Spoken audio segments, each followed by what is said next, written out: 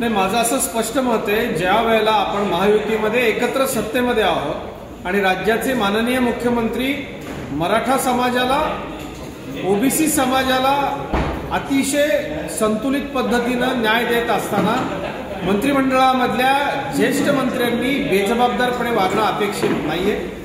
माझं या निमित्तानं एकच सांगणं आहे की राज्याचे मुख्यमंत्री देवेंद्रजी फडणवीस हे सातत्यानं प्रत्येक समाजाच्या बाबतीत सामाजिक न्यायाची भूमिका घेत असताना, चर्चेचे दरवाजे खुले असताना, कुठल्याही प्रकारे ओबीसीच्या बाबतीत विशेषतः विशेष ममत्वानं कुठलंही नुकसान होऊ न देणारे माझे नेते आदरणीय देवेंद्रजी असताना अशा पद्धतीनं मंत्रिमंडळ बैठकीला न जाणं, नाराजी व्यक्त करणं, हे काही राज्यातल्या जबाबदार मंत्र्यांची वागणूक असू शकत नाही.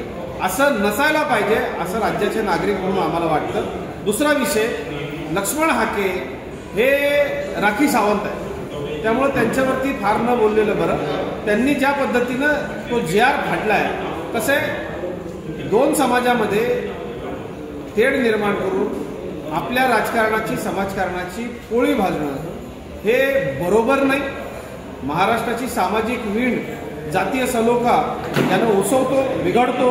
त्यामुळं माझं काही लोकांच्या बाबतीत तर अशा पद्धतीनं अस्थिरता राहिली तर त्यांचं दुकान चालतं. त्यामुळं हे निषेधार्ह आहे असं मी मानतो. खरं तर ओबीसी उपसमितीची देखील त्या ठिकाणी समिती गठन करण्यात आलेली आहे. चंद्रशेखर बावनकुळे अध्यक्ष आहेत. ओबीसींचे प्रश्न किंवा ओबीसींचे आरक्षण धक्का लागू नये असं ओबीसीने त्यांचं त्या ठिकाणी मत आहे. आता मराठा आरक्षणाचा विषय झाला आहे, ओबीसींचा त्या ठिकाणी समिती स्थापन झाली आहे. कसं बघताय, कारण बरेचसे प्रश्न आता सरकारसमोर ओबीसींच्या देखील. ज्या पद्धतीनं राज्याचे मुख्यमंत्री माननीय देवेंद्र फडणवीस साहेबांनी सातत्यानं ओबीसींची पाठराखण केलेली आहे, ते पाहता यावेळेला ही जी ओबीसींची समिती, उपसमिती तातडीनं सरकारच्या वतीनं गठीत करून माननीय चंद्रशेखरजी बावनकुळेंना त्याचं अध्यक्षपद देण्यात आलंय. राज्यातले प्रमुख ओबीसी नेते, मंत्री त्याचे सदस्य आहेत आणि मला अत्यंत खात्री आहे कुठल्याही पद्धतीनं ओबीसीच्या कुठल्याही अधिकाराला केसा इतका सुद्धा धक्का माझे नेते देवेंद्र फडणवीस साहेब लागू देणार नाही. त्यामुळे ओबीसी समाजानं निश्चिंत राहिलं पाहिजे. जे लोक मराठा, ओबीसी, इतर सर्व जातींमध्ये भांडणं लावून स्वतःच्या राजकारण, समाजकारणाचा धंदा चालवतात, त्यांना तो लखलाप, पण त्यांनी असं करू नये.